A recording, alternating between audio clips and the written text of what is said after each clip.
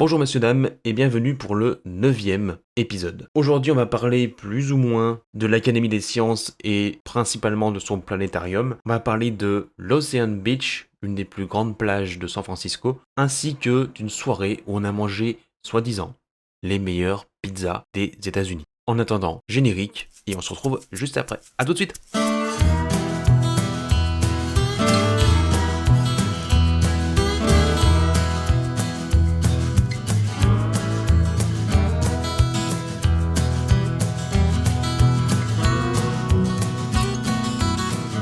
Alors déjà j'espère que tout le monde va bien. Moi ça va plutôt bien, aujourd'hui même très bien. Et alors, voilà, quand je vous ai dit Académie des sciences, je ne sais pas trop, voilà, j'hésite un peu. Parce qu'en fait il s'avère que l'Académie des sciences, j'ai pas un souvenir extrêmement marquant de ce truc-là. Et pourtant Dieu sait que c'est un bâtiment absolument gigantesque, où il y a plein de choses dedans. Mais c'est un peu brouillon, c'est pas si intéressant que ça va être très rapide. Déjà, il faut savoir que c'était une journée où on a énormément marché, encore une fois. Et là, en fait, on voulait aussi visiter le Golden Gate Park. Alors, le Golden Gate Park, contrairement à ce qu'on pourrait croire, c'est pas le parc justement qui est à côté du Golden Gate, celui dont je vous avais parlé lors de l'ancienne émission. Non, c'est vraiment beaucoup plus à l'ouest. Et là, ça rejoint en fait directement la côte ouest de San Francisco. Il y a la baie avec la côte est du coup plus de San Francisco avec Fisherman, tout ça, et la côte ouest qui donne directement sur l'océan Pacifique. Et là, du coup, il s'avérait que on voulait le voir aussi parce que c'est un peu une sorte de Central Park à la San Francisco. Et on se dit, bah allez, c'est parti, on y va. Et en fait, juste avant, t'as un tout petit parc, beaucoup plus... T'as un tout petit rectangle en fait, juste avant, qui s'appelle le Panhandle Park. Et en fait, ce parc, c'est vraiment une sorte un peu de prémisse, un peu comme si c'était le bébé du Golden Gate Park. On est vraiment face à, voilà, au petit nourrisson qui est là tranquillou. Oui, bonjour. C'est très marrant parce qu'en fait, c'est vraiment entre deux voies. Donc, t'as la voie forcément des gens qui vont dans tel sens et l'autre voie où les gens ils vont dans l'autre sens. Hein, ça paraît logique. Et du coup, au milieu, t'as le parc comme ça. Et en fait, ce qui est marrant, c'est que c'est déjà pas très grand, hein, c'est vraiment pas large du tout, et pour autant, il y a des chemins très escarpés. T'as une piste cyclable qui est vraiment plus proche de la route, et là, tu vas vraiment par un petit chemin comme ça qui, comment dire, qui fait des zigzags, en fait, ouais, c'est ça. Et vraiment, tu passes au milieu de ça, et t'as des arbres absolument magnifiques, tu vois, tu te dis, cet arbre, je sais pas quel âge il a, mais il a sûrement plusieurs siècles. Et vraiment, c'est très sympa. Moi, j'aime bien justement ces parcs au milieu vraiment d'une rue comme ça, où ou d'un axe routier. Je trouve que ça a un charme assez particulier. Et ensuite, du coup, on arrive directement au fameux Golden Gate Park. En fait, quand tu arrives, tu as vraiment deux gros axes routiers qui se croisent. Donc je trouve que ça gâche un peu le truc.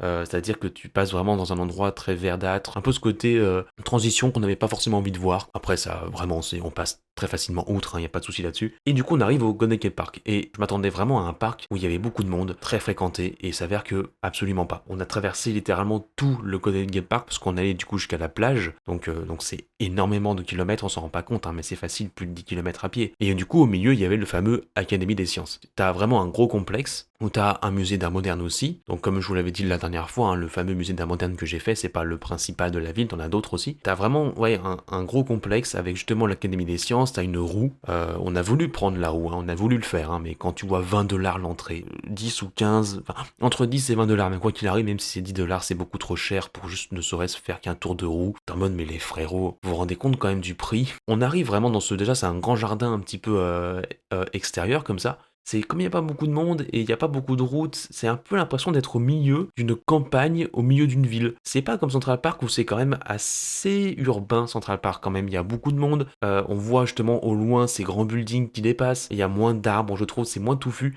Là, vraiment, on est vraiment sur presque une sorte de forêt, hein, vraiment au milieu de la ville, quoi. Du coup, c'est particulier et j'ai beaucoup aimé. Et là, en fait, l'Académie des sciences, tu vois ce grand bâtiment, tu te dis, waouh, mais ça va prendre 2 jours à faire tout ça. Et au final, c'est pas si intéressant que ça, selon moi. Bon, alors, t'as des parties vraiment bien où, genre, à un moment donné, tu rentres, t'as des animaux empaillés. Alors, en tout cas, ce qui semble être empaillé, t'as une mise en scène un peu avec, par exemple, les lions, les zèbres dans la savane. Au tout début, je crois que t'as aussi une explication sur l'évolution humaine.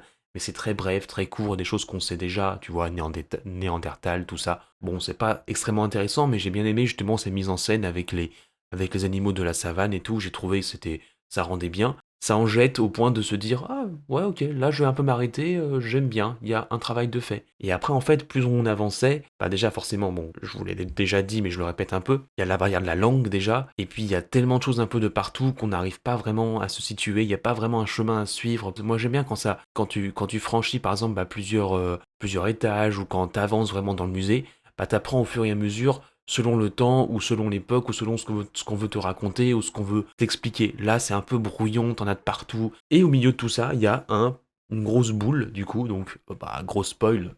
À votre avis, c'est quoi le planétarium? Alors, j'ai un rapport au planétarium extrêmement bizarre, c'est que moi, ça me fout la gerbe, ce truc. C'est affreux. J'y suis allé 2 fois dans ma vie. Une fois, c'était à, je sais plus si c'est Vanvelin, Villeurbanne ou Vénissieux. En tout cas, c'est pas loin de Lyon, et où vraiment, je sais que ça m'avait fait pas un trauma non plus quand j'étais gosse, mais quand j'y étais allé, je me souviens que les sièges bougeaient, que ce sentiment de vertige, tu sais, genre ce fameux moment où t'as les étoiles qui arrivent très vite comme ça sur toi et qui défilent très vite, t'as l'impression de voyager dans l'espace. Comme je vous le disais dans l'ancien épisode, c'est que moi le vertige, tout ça, c'est un peu très, c'est très présent chez moi. Et du coup, quand tu vois ce genre de choses, t'es complètement, tu sais pas trop à quoi t'attendre. Et en plus, quand t'as les sièges qui bougent, hein, mais là, mon frérot, c'est pas possible. Et je suis retourné du coup à New York après, parce qu'il y en avait aussi un au musée d'histoire naturelle de New York, donc quasiment à peu près le même principe que ce musée-là, hein. Et je sais que là par contre ça s'est très bien passé, il n'y a pas eu de souci. Là du coup on arrive vraiment dans ce planétarium, on rentre et déjà donc tu as plusieurs choix. Selon les horaires, tu vas voir par exemple un truc sur l'espace, à un moment c'était sur autre chose, sur l'évolution humaine, à un moment donné c'était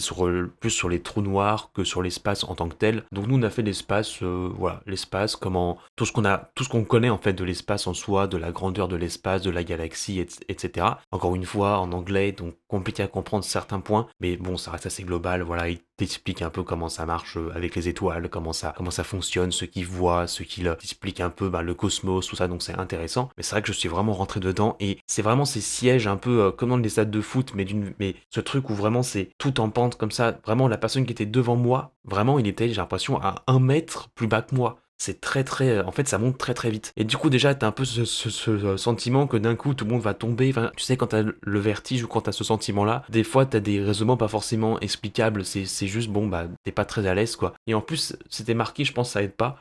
Plusieurs fois, si jamais vous vous sentez pas bien, même elle le disait d'ailleurs au micro, t'as une meuf qui le disait dans la salle avant que ça commence.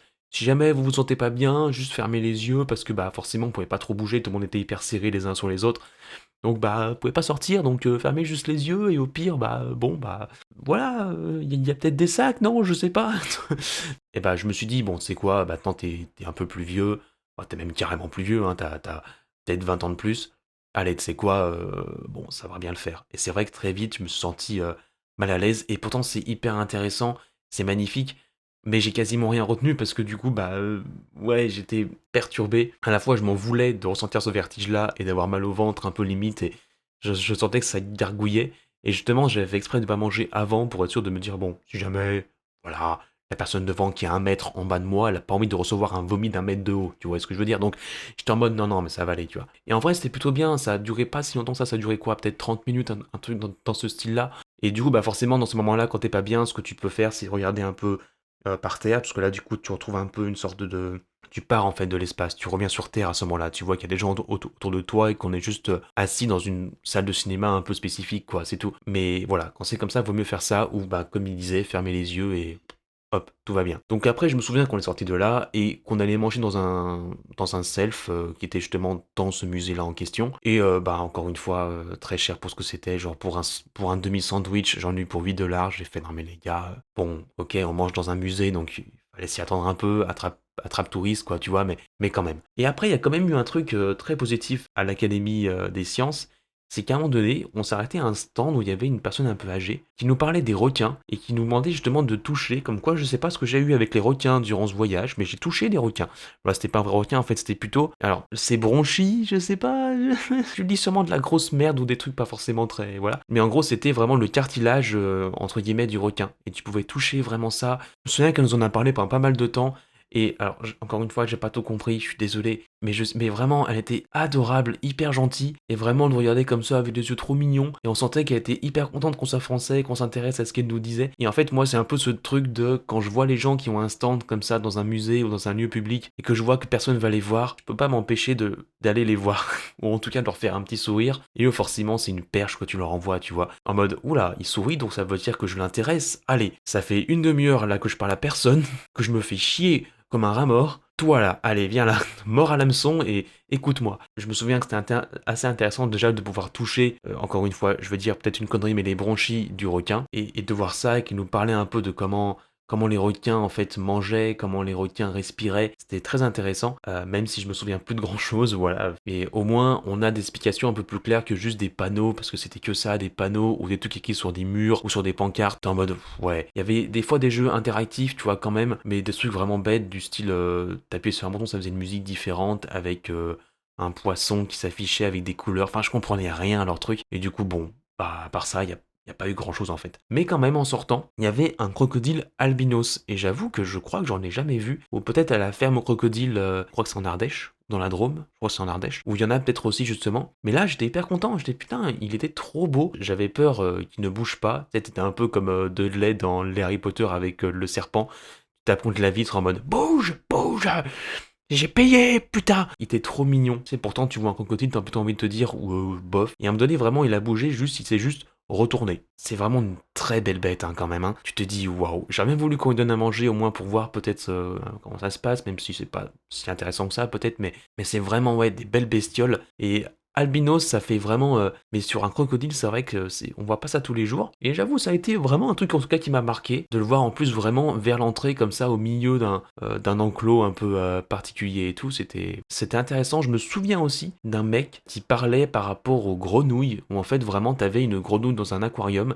T'avais une caméra vraiment dedans, et tu sentais que c'était un étudiant, en tout cas, qui était en train d'étudier justement peut-être la faune et la flore, la botanique, la science animale, et tu voyais qu'il nous parlait de ça justement avec beaucoup d'intérêt, et on sentait qu'il était vraiment passionné par ça, mais en fait on était un peu loin nous, parce qu'il y avait beaucoup de gens en fait sur les sièges de devant, du coup on était un peu loin, on n'entendait pas très bien ce qu'il disait, et du coup après on est reparti du musée avec un peu ce truc de bon, on aurait peut-être voulu en savoir un peu plus, on a peut-être voulu être un peu mieux guidé aussi, on était un peu perdu, il y avait personne vraiment pour nous guider. C'est pas grave, hein, il y a forcément des hauts et des bas. Et oui, quand je disais en fait que j'ai pas payé, c'est parce que ça faisait partie, encore une fois, du City Pass. Je crois d'ailleurs que c'est la dernière activité qu'on a faite avec le City Pass durant notre séjour. Je crois qu'on avait 7 jours pour l'utiliser, on avait pris un truc assez large. Donc du coup, on repart bah, voilà, au centre du Golden Gate Park. Et là, en fait, on arrive à un moment donné vers une grande porte. Et en fait, derrière, il s'avérait qu'il y avait un jardin japonais. Et nous, on s'est dit, oh, mais c'est trop bien et tout. Et on commence à s'approcher. Et là, on voit que c'est payant. Comment vous dire? C'est quasiment la fin du voyage. On n'a pas forcément énormément de moyens. Ok, ça peut être hyper stylé, mais on s'est dit, c'est pareil, c'était 5-6 $ pour un jardin, même un peu plus. J'étais en mode, non, les gars, non. J'ai pris une photo de l'extérieur et ça avait l'air incroyablement magnifique. Oui, à ce point-là. Surtout que j'ai pas l'habitude d'en voir. Avec du recul, je me dis, ça aurait été quand même sympa, je pense, de le visiter. Quitte à pas perdre un peu d'argent, c'est pas grave, on est là pour ça aussi, hein, pour se faire plaisir. Mais je sais pas. J'étais un peu en mode, ouais, non, c'est pas la première fois qu'on paye des trucs, bah pour des choses qui ne sont pas censées être payantes de base, quoi. Donc bon, on s'est dit, allez, c'est pas grave, on passe. Et du coup, on continue à marcher, et en vrai, bon bah, vu la qualité du parc, il y a tellement de choses différentes, il y a beaucoup d'arbres. C'est vraiment, il y a peu de routes, il y a peu de gens, il y a pas beaucoup de gens qui courent ou qui marchent ou qui font du bruit. C'est vraiment très relaxant, et du coup bah je me suis dit bon, quoi qu'il arrive, de toute façon bah, le parc nous apportera un peu cet apport de zénitude, tu vois. Du coup on a continué un peu jusqu'à l'eau, donc du coup vraiment jusqu'à la plage, et juste avant d'arriver à la plage, je m'en souviens qu'il y avait une petite maison, je pense ancienne maison de marins ou de personnes en tout cas qui travaillent peut-être pas très loin, où t'avais aussi un moulin à côté, vraiment sur le jardin, un peu comme une sorte de grosse déco, très jolie, très sympathique, juste avant justement d'arriver sur la plage. Et là du coup il y a une grosse route qui longe effectivement la plage, et là on arrive sur cette petite plage, j'ai dit beaucoup de fois le mot plage là en très peu de temps, et du coup la fameuse Ocean Beach. Ocean Beach, c'est tout simplement l'une des plus grandes plages de San Francisco. Je sais pas combien de mètres fait la plage, mais c'est immense. Ça rejoint en fait, ça va vraiment jusqu'au nord de la presqu'île de San Francisco. Et alors, je vais un peu couper tout ça avec une petite anecdote, c'est qu'il y a quelques années, je suis parti vers Arcachon où il y avait pareil un peu ce même profil de plage. Il y avait quasiment personne dessus. J'étais parti je crois, en mars, hein, ou ouais, je crois que c'était début mars, donc il faisait pas très chaud non plus. Et je me souviens vraiment que la plage était immense. Derrière, il y avait des séquoias. J'ai vécu un moment absolument incroyable là-bas. Et ben là, on a un peu retrouvé cette sorte de mood un peu. Très peu de gens, où il y avait des gens qui faisaient du surf. Les vagues étaient immenses. Moi, j'en ai profité quand même pour tremper un peu mes pieds. D'ailleurs, on avait pris des serviettes, un peu tout ça si jamais on voulait se baigner un peu dedans. Bon, on l'a pas fait parce que l'eau était quand même vraiment froide, il faisait pas très beau, c'était pas forcément le meilleur mood, mais on a quand même trempé les pieds, on a pris des très belles photos, et vraiment je me souviens que plusieurs fois comme ça je m'arrêtais pendant plusieurs minutes juste à regarder l'immensité de ce truc là, et c'est fou comme on paraît immensément petit face à ça, et je trouve ça fait un bien fou à l'ego, ça fait un bien fou aussi à toutes les crises de stress que je peux avoir. Ça te fait souffler un peu, et vraiment c'était très agréable de mettre les pieds dans l'eau, de ressentir un peu les vagues qui lécher un peu les orteils, vraiment un moment très très agréable. Pas un très beau temps, mais c'est pas grave, c'était vraiment juste la beauté du truc. Les vagues sont grandes, hein. C'est vrai qu'on sent que c'est l'océan. Quand tu vas dans le sud de la France, t'as pas des vagues comme ça. En Bretagne, un peu plus, hein, forcément, parce que c'est là. C'est pareil, c'est l'océan Atlantique cette fois-ci, mais ça reste l'océan des très très grandes étendues d'eau. Et là, du coup, ça se voit que du coup, forcément, les vagues étaient beaucoup plus impactantes et j'ai adoré. On est resté là pendant pas mal de temps à regarder ce paysage, c'était magnifique. Et ouais, on s'est dit, putain, trop stylé. Du coup, on décide, à la base, on voulait rentrer à pied jusqu'à Fisherman et on s'est rendu compte que c'était quand même très loin et que c'était pas déconnant de prendre un bus. On continue un peu la plage en direction du nord et là, on va sur une petite route où il y a pas un centre commercial mais en gros un magasin, un peu un supermarché. Là, on prend le bus et ça, je vous ai encore jamais parlé de ça. Mais en fait, dans les bus à San Francisco, il y a, vous savez, nous en France, par exemple, on a des petits boutons pour dire arrête de demander, s'il vous plaît, je vois bien m'arrêter là, quoi. Bon, il marche pas tout le temps, ça c'est encore un autre débat. Et ben, si vous l'ignorez, faut savoir qu'aux États-Unis, eux, ils ont une sorte de fil que tu peux tirer comme ça. En fait, ça veut dire que peu importe où t'es dans le bus, tu peux tirer un fil qui te dit là, je veux m'arrêter. Et je trouve ça vachement mieux, en fait. C'est-à-dire que t'es pas obligé de, parce qu'il y a des fois des places à Lyon, il y a des endroits où t'as pas le bouton arrête demander. Donc il faut que tu te lèves pour aller appuyer sur le truc. Alors c'est pas non plus contraignant. Mais par contre, bah, pour les personnes âgées, même si souvent les places pour les personnes âgées, bah, ils prévoient ça quand même, bah, des fois t'as pas forcément les places pour et du coup il faut que tu te déplaces pour appuyer sur le bouton. Là au moins t'as plus qu'à faire ça. Vraiment tu vas vers la vitre, tu fais hop et c'est fini. Et en plus de ça, t'en as aussi dans le bus, un peu de partout, comme à Lyon. Donc du coup t'as les deux combinés, c'est super intelligent. Là on a longé vraiment, on est vraiment rentré justement dans le cœur de la ville en partant d'Ocean Beach. Et là on s'est rendu compte à quel point les rues étaient parallèles. Genre tous les 10 mètres, ils s'arrêtaient à un stop. Mais c'était assez joli parce que c'est très escarpé aussi. Quand tu rentres un peu plus dans le centre-ville, tu sens qu'il y a quand même pas mal de collines, que c'est vallonné. Mais du coup, des fois, t'avais des beaux panoramas, c'est sympa. T'avais le soleil qui se couchait aussi à ce moment-là, même s'il y avait beaucoup de nuages. Et là, le soir, on se dit, putain, en fait, ça faisait plusieurs jours que le couple nous avait dit, et nous ont dit, mais vous savez, il y a pas longtemps, on allait manger dans une pizzeria qui s'appelle chez Tony. Et il s'avère que c'est considéré comme étant l'une des meilleures pizzas aux États-Unis. Il s'avérait vraiment que c'était très réputé. Et nous, on n'était pas au courant de ça, même moi, hein. Et bah du coup, le fameux Breton, il nous a dit, bah les gars, en vrai, je suis chaud aussi moi d'y aller ce soir si ça vous va. Et là, du coup, on décide de partir tous les trois. Alors bien sûr, dans ces moments-là, premier truc qu'on te dit, c'est réserver à l'avance les copains. C'est très réputé, il y aura beaucoup de monde. On s'est dit, mais on s'en bat les couilles. Enfin, on a dit ça au début, puis après on a quand même dit, bon, tu sais quoi, on va voir sur le téléphone pour le soir même. Effectivement, on a réservé, mais on savait pas à quelle heure on allait rentrer, on allait arriver précisément. Mais en tout cas, sur place, on a dû attendre au moins 3/4 d'heure facile. Dans un bar un peu plus loin, on a bu une petite bière avec notre breton. Bah, genre une demi-heure après, il nous rappelle pour nous dire, c'est tout bon, vous pouvez venir, manger votre pizza et tout. Donc là, on se pose en plus en terrasse. Et alors là, vraiment, on était hyper contents. On s'est dit, mais waouh, c'est trop bien, il y avait tellement de monde autour de nous qu'on s'est dit, mais on n'aura même pas la place en terrasse, on aura la place à la limite à l'intérieur où il y a plein de monde, plein de brouhaha, vers les toilettes, tu sais, vraiment l'endroit le plus crado du resto, ça va être pour nous. Pas du tout en terrasse. Vraiment, du coup, t'avais en plus un parc pas loin. Mais ça, j'en parlerai du coup lors de la prochaine émission. Et du coup, on avait vraiment la vue là comme ça, tu vois, avec ces petites collines qui faisaient parc aussi. Et vraiment, il y avait aussi parce qu'il faisait quand même assez frais, c'était le soir forcément, en octobre, mi-octobre en plus. Et vraiment, il y avait une sorte de cheminée, un peu comme on avait lors du Covid, enfin après le Covid, ces fameux chauffages d'extérieur qui étaient vraiment à côté de nous. Mais ça, puis alors ça chauffe, hein. Je peux dire qu'ils lésinent pas sur les moyens là, les copains. Et bah, c'est vrai, forcément, comme c'est très réputé, les pizzas étaient très chères. C'est minimum 30 $. Là, vraiment, je me souviens qu'avec mon coloc, on s'était dit, non, mais là, on en a rien à foutre. Apparemment, c'est un des trucs les plus réputés. Moi, je sais que j'adore voyager justement en partie pour la bouffe. Oui, mais pourquoi tu vas à San Francisco? Comme je vous l'avais dit notamment avec le clam chowder, il y a quand même des spécialités qu'il faut, voilà, Bon là, c'est des pizzas. Il s'avère qu'il y a des bonnes pizzas aussi aux États-Unis parce qu'il y a beaucoup d'immigrés italiens, ou en tout cas, il y en a eu beaucoup, il fut un temps. La nourriture italienne est quand même très implantée aux États-Unis. Donc là, moi, j'ai décidé de manger une margarita ou une napolitaine, je sais plus.